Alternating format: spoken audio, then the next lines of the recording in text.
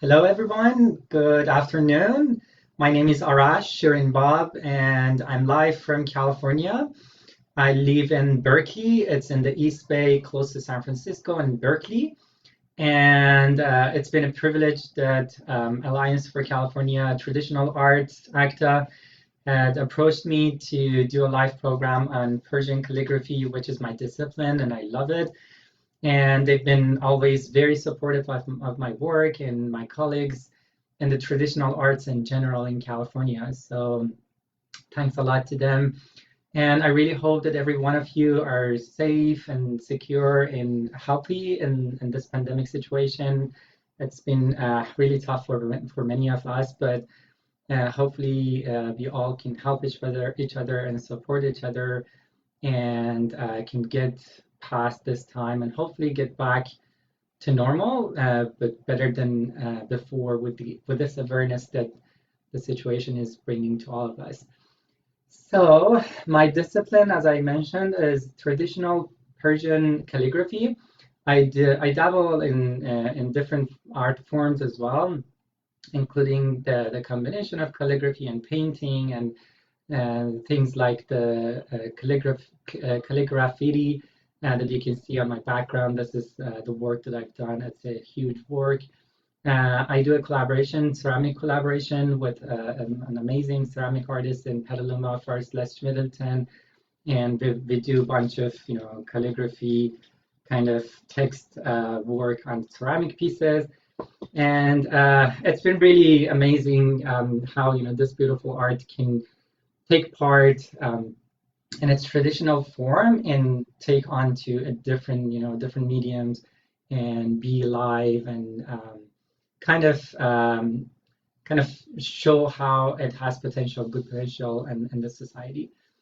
And so I will go very quickly a little bit about the background, what's the history behind Persian calligraphy, and what it is really. And then I will do a quick demonstration so you can see how interesting and beautiful it is in action. So the Persian calligraphy takes its roots from Arabic calligraphy and Islamic calligraphy.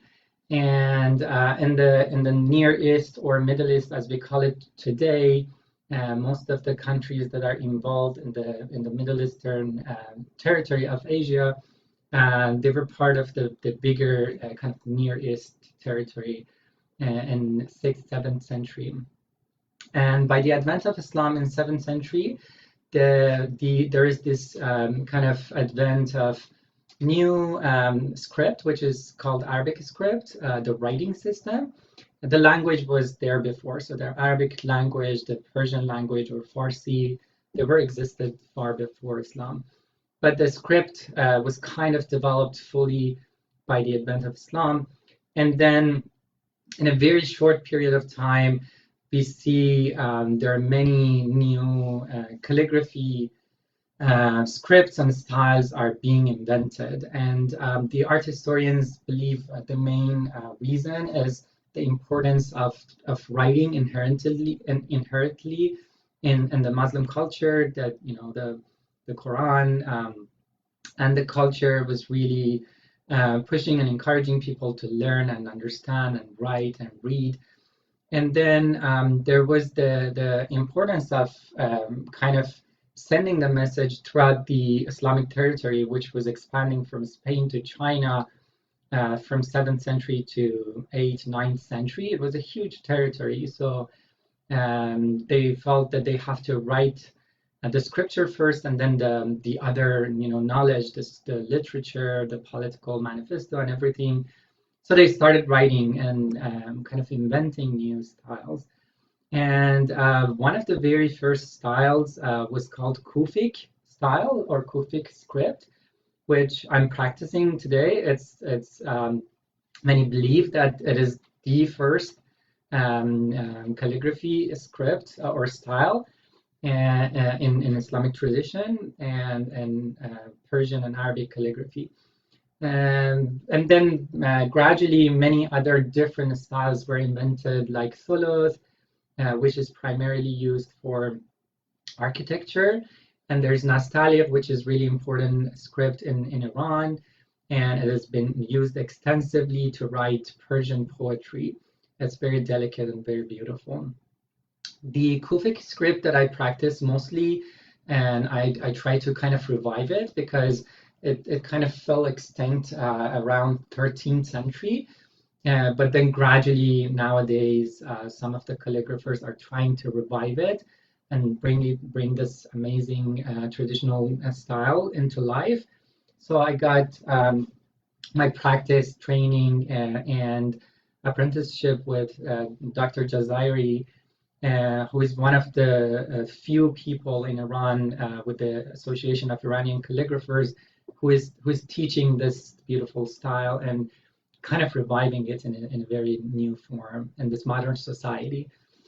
And so for the writing, for the actual writing, we use very simple tools. So this is reed. This is an uncut reed.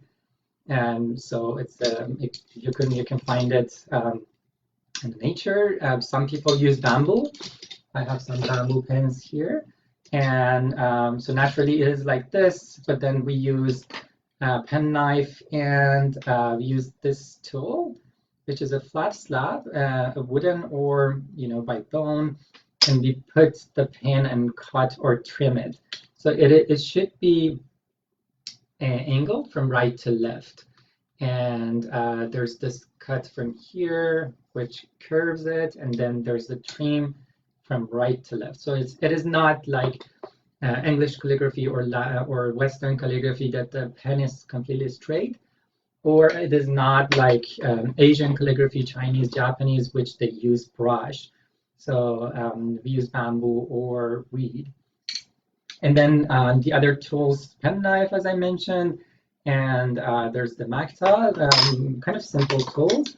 And then sometimes people elaborate on, pen holders. They put pens on them to be able to carry them around. They're very kind of delicate, so you don't want to bump them here and there.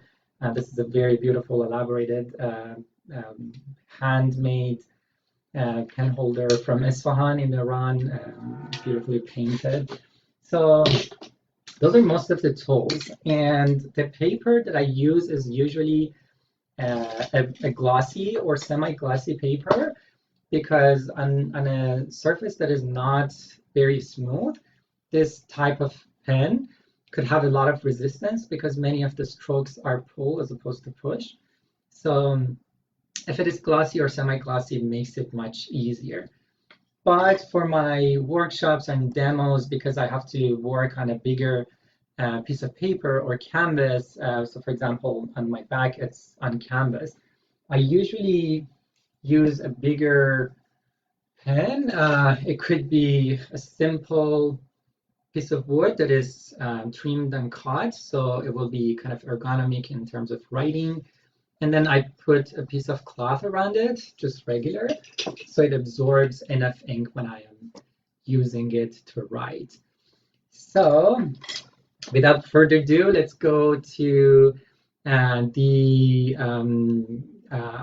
looking at the questions and see if there's anything that pops in so I can share more. But besides that, I can start the practical sections so you can see how it is done. So for today, I'm going to write part of a poem, a verse from Sadi Shirazi. He's one of the most famous Persian Iranian poets. He lived in 13th century, and he had a tremendous influence in Iranian literature and poetry and language in general. Some people compare his influence to Shakespeare in the Western culture and literature. So this is a very important and famous poem. In many of the workshops, I write this down, and it really it captures how we are connected as human beings, which is kind of, we really understand it right now, that we are completely apart from each other. And one of the things that I personally am missing the most is social closure, kind of being close to other people, being able to hang out just as regular as before. So I read it in Farsi, and then I will read the translation. I got the translation from Wikipedia. So the Farsi says, بنی آدم اعضای یکدیگرند که در آفرینش ز یک گوهرند. چو عضوی به درد آورد روزگار، دگر عضوها را نماند قرار. تو که از محنت دیگران بیغمی، نشاید که نامد نهند آدمی. So it is saying human beings are limbs of one body indeed, for they're created of the same soul and seed. When one limb is affected with pain, other limbs will feel the pain. He who has no sympathy for human suffering is not worthy of being called a human being. So it's really beautifully capturing how we are really part of one body and are connected to each other. So this is two verses, and it's long. So I'm going to choose the first verse and probably will write a couple of the words. So in this short period of time and my short space, I can show you, the examples of the lettering and how the strokes and the pen is moved on the canvas. One quick thing is the Farsi is written from right to left as opposed to English, which is written from left to right. And we have 32 letters, alphabets, and then we usually connect them together to make a word. So they're not being written separately like English. And we usually don't write any short vowels. So they're kind of inherently inside the writing, and people gradually will learn how to read them without even writing them. So let's do the writing.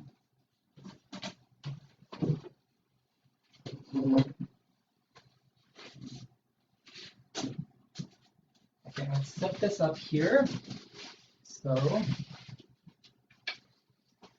okay, it is good here. And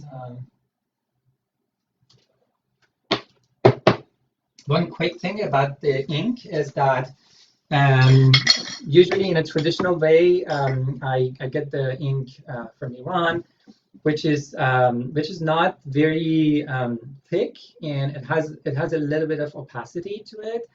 But here I sometimes take Western calligraphy ink from Blick Art, or sometimes even Chinese or Japanese calligraphy inks like Sumi ink. But because they're very thick and very black, I add a little bit of water. So usually when I'm layering down the words and letters on top of each other, there should be this transparent or opaque quality that the layers of writing could kind of show underneath each other. So I use this one, and I poured it in a kind of bucket here. And I'm going to write the first couple of letters. So Bani Adam, اعضای یکدیگر, the human beings are part of one body. And again, for the folks who were joining a little bit later, I do Kufi calligraphy, which is initiated in 7th century, and it is considered one of the very, first, some believe the first Islamic calligraphy or Arabic Persian calligraphy scripts. So usually we write from top to bottom, right to left.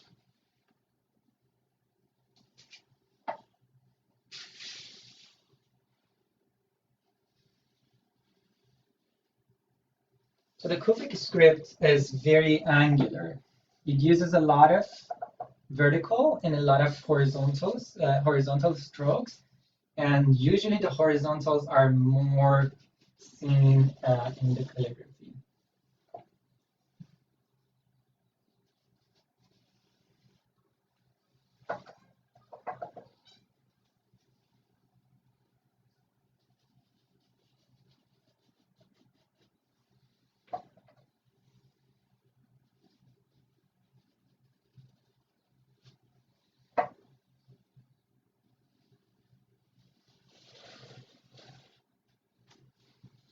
So it's interesting to know that we usually in Farsi, in Persian, and in Arabic use dots to change the sound, the pronunciation of many of the letters. I will just push this a little bit farther up. Okay, perfect. And it's interesting to know that in Kufic script, they usually don't do that. So they usually don't write any dots. So for example, if you can see on this work, not on Facebook, on Instagram, there are dots that are differentiating. So for example, if you have a form like this, if you have a dot underneath, it will be pronounced B or ba. If you put a dot on top of it, it will change into N or Nun. So the form is the same, but a dot can change that pronunciation. But in Kufic, they don't actually use any dots. So it could be very confusing for us, even if you know the language, even if you can read the regular Farsi or Arabic. So this is Bani. And as I said, I usually overlap layers of letters. So this was Bani, which means children. And then I'm going to write Adam, which is Adam or human being.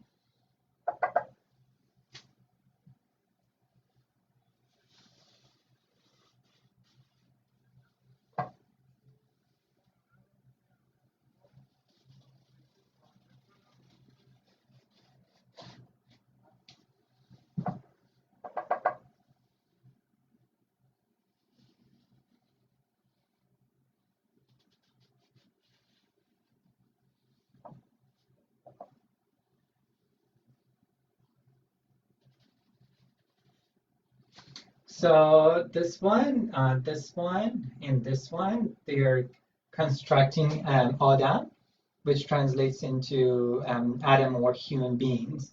So Bani Adam, which is the children of Adam or human beings, actually. So I'll go with the third word, which is A'za, and it translates into the limbs.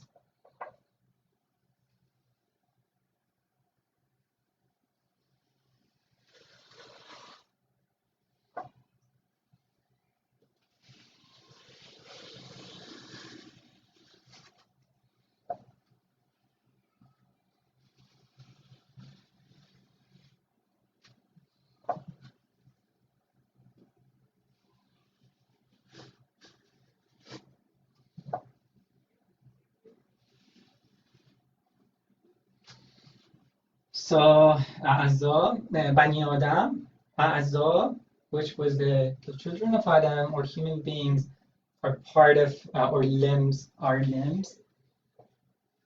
And then there's another letter for this one to complete it, and that is Ya or Y in English.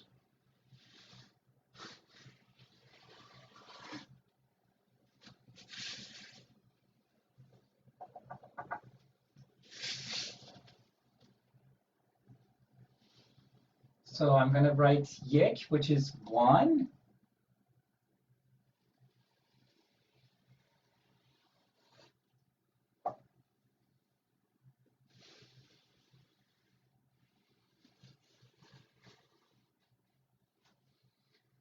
So Bani Adam A'zai Yek, the human beings are part of one, and then I'm going to write the body.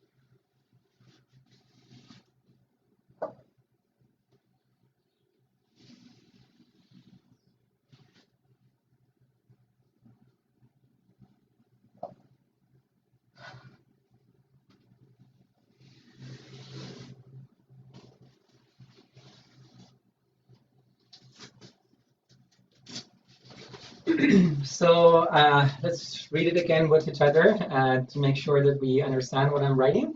So Bani Adam اعضای یک پیکرند, which translates into the human beings are limbs of one body. And again, this is part of a poem from Sadi Shirazi. He was a 13th century Iranian poet. And this kind of thing encapsulates our moments now, I guess, that we feel that how much we are connected to each other and how much we really need each other, especially at this point of time. So this is the Kufic script and style, and it is one of the very earliest scripts in Islamic calligraphy, in Arabic and Persian calligraphy, and some believe it's even the very first, and it was developed in 7th century. So let's put this here down, and I'll see if I can go through questions or comments pretty quickly. Thanks everyone for joining. Okay, one person is asking, how do you choose a poem or passage to write? It's a very good question. I mean, because calligraphy is really a text-driven and content-driven art. So it's not like many, crafts or many of the other visual arts that you can go ahead and start producing or creating the form, the visual beauty. It has to start with some kind of content. So for me, I constantly read passages in text, poetry, scripture, literature. I write. I actually started writing things a year ago, so I really love writing as well. And for choosing, I guess it's really goes back to how I connect with the text. So sometimes, I emotionally feel connected to one specific text, and sometimes, kind of I feel it is relevant to what I'm going through or what our society is going through. So it really depends on that kind of situation. So thanks for asking. There's another question. Are there any other calligraphers in your family? Is this a family tradition? That's a very good question. Actually, in Iran, where I was born and raised, you can almost find one at least calligrapher in every family. So it is actually a very highly regarded, highly famous practice. And we had one of our family members, and he was really one of my early, kind of masters.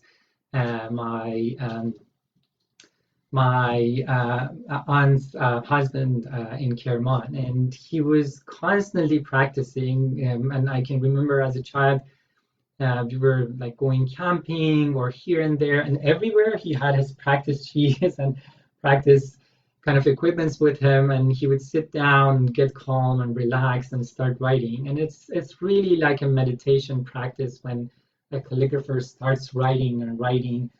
And we have a traditional way of writing in Farsi, which is called siyah mashq, which can translate into writing as much as possible until the paper becomes black.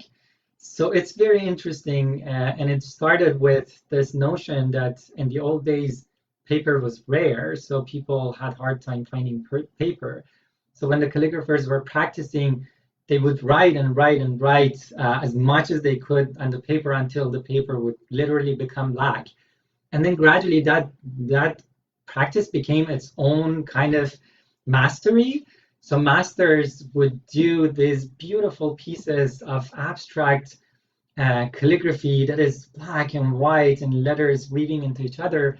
And that would show how, kind of their master in terms of repeating a form or repeating a letter, and then coming up with a composition that balances between the blacks and the whites. So back to the question, yeah, I guess many of us in Iran had, family members or friends It's also interesting to know that there's just two schools of traditional calligraphy in the world that are teaching calligraphers in a classic way in steps and giving certificates. One is in Turkey and one is in Iran. So the Iranian Association of Calligraphers is really unique in this sense that it's training calligraphers and masters. One person is actually asking about calligraphy. Good question. So this is a very kind of new term, and it is the kind of combination of calligraphy and graffiti. So graffiti is really the art of lettering and writing, and it was part of a really street movement and urban kind of art, which kind of artists who are unknown and unfamous, they started kind of writing on walls, and it's really part of our probably nature. It goes back to when we were cave people. We didn't have writing system, but we would love to paint on walls, right?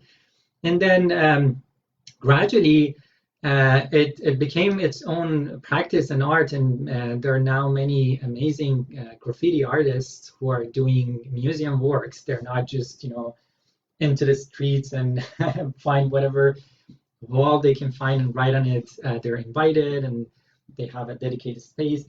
And then there's this interesting overlap that traditional calligraphers or lettering artists that are entering into the world of graffiti and then combining traditional work with kind of modern styles.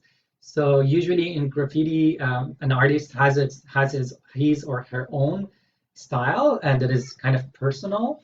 But when you're following a specific, traditional style or script, you try to maintain all of the scales and proportions and all of the practices that you've learned. But then you will include it into an urban kind of style and urban context. So it's a very interesting kind of combination, and it gives it a kind of life that connects the people nowadays.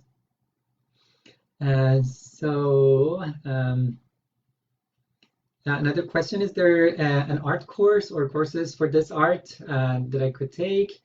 Or is there any online option? Someone asked this from Austin, Texas. Well, it's a really good question. I haven't been much kind of active myself in terms of giving classes, although there are many people that love to learn this, and I really like to spread the word, but I've been kind of pretty much caught up in all the, kind of the actual act of making the art and going to exhibitions. I do lots of workshops, but they're not classes. But I presume that, assume that, now that there's less of a, or no kind of physical event, there should be, artists and calligraphers here and there who are kind of giving Persian or Arabic or Islamic calligraphy classes. So I really don't have any resources to introduce right now. But I'm hoping that if you search, you might be able to find it. So another question, which is interesting, it's very kind of specific in terms of the form. Is the Roca script derived from Nastaliq? So just to give you a background, throughout the time, there are hundreds of different Arabic or Persian or Islamic calligraphy scripts were developed. And nowadays, there are many, many of them. But there are 7 of them that are considered to be the main scripts and be like mothers of the other scripts. That other scripts are derived from them. And so the ones that our friend is mentioning here, Roca and Nastaliq, are 2 really important ones. I really don't have, kind of scientific or scholarly opinion or research on if they have derived from each other. I know Nastaliq was derived from 2 other very important scripts, which were called Talib and Naskh, and they combined them to come up with this new form, which was very legible and very beautiful. But Roca, I really don't know. It is a script that is extensively used in South Asian part of the like Muslim society culture, and it's very beautiful on its own. So I really don't know if they're derived from each other, but it's a good question to go and research more on. So I'm going to other questions. So one person said by letter, I'm in a piece of, okay, and that's uh, replying to another comment. Share this on your page. Thank you, sure.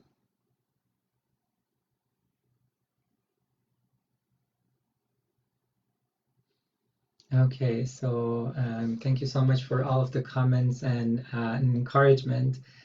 Oh, okay, so one person is asking, do you write from left to right side of the page? So yes, I mentioned this one part of the workshop, the program, but Arabic and Persian, they're both are written from right to left, as opposed to English, which is from left to right. And when I do calligraphy, I start from top right, and then start going to bottom left. And most of my strokes are are going to be push as opposed to pull. And then one interesting thing to know is that Arabic and Farsi or Persian are two very, very different languages. They're coming from very different roots and families. But it's interesting that they're both using the same alphabet system, the same lettering system and writing system, which is usually called Arabic because it was initiated mainly for Arabic language. And then Farsi adopted that lettering system and poured its own language into it. So it's really interesting. Some people ask, if you know Farsi, can you read Arabic? I had training, so I can, but not necessarily all, Iranians can read Arabic or vice versa because the languages are completely different. So it's like English and French or English and Spanish. So they're very different languages, but they're using the same lettering system, the same alphabet system, writing system. And so one who knows one of them can't necessarily read the other. And so I guess, okay, one other person is asking, are you planning to conduct any online classes? That's a good question. I've been thinking about it, but maybe this interesting live program that ACTA, Alliance for California Traditional Arts, initiated could be a very good kind of start to break the ice. Sometimes starting is hard, but if I do, I would love to have like a specific curriculum and be able to walk people through, steps so they can follow. I can announce it on my social media and my website. I have a website that is my name and dash my last name.com. So www.arash.shirinbab@.com. So if you search my name, hopefully you can find it. Oh, that's good.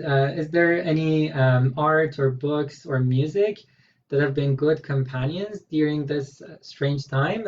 It is absolutely a very strange time. So let's see. I've been, as I said, I've been reading a lot of, poetry, and because my native mother tongue is Farsi, I read a lot of Farsi poetry. I read a lot from Sadi, which I wrote today. He's really amazing. Especially, he has a book that is called Ghazaliyat, which is his love poetry, and they're astonishing. And I've been actually trying to kind of get inspired from what he has created and create my own poetry in English. So kind of starting from one verse from Sadi, and then instead of translating it, starting my own writing based on that. And hopefully at some point I can, start publishing it in social media or elsewhere. So let's take, I think Acta wanted me to probably do around 30, 35 minutes program. So I'll do one or two more questions and then we can say goodbye. So thank you so much for joining. One person asked, are many colors used or just a couple few important colors or more shades of black, gray, and white? That's a very good question. The person is asking if they missed it. They didn't. I actually didn't mention this. So thanks for bringing this up. Actually, the very kind of main and primary color here in Arabic and Persian calligraphy is black. Black on white paper or sometimes beige kind of paper. So black and white are main colors. And there is this 7 principles that calligraphers traditionally follow. And out of those 7, 5 are related to the form itself and the composition. One of them is the balance between the black and white. So it is called black and white. And for calligrapher, it's really important to understand how they're using the black ink on white paper, black ink on white paper, and how they're balancing those two. So when they write, they don't just look at what they're writing, they look at the white space as well. And out of those 7 principles, 2 are related to the personality. So it's really interesting to know that when a calligrapher starts their training in a traditional way, 2 principle is how they purify their own kind of self and soul and mind, kind of to be able to transmit this beautiful art into this world. And I guess that's it. Thank you everyone for joining, and I really hope you enjoyed it. I really hope you would be safe and sound in this hard kind of situation, and be able to continue your art if you're an artist, continue to create if you're creating anything, or kind of have a very good time with your family and with yourself. So thank you very much for everyone, and have a beautiful day.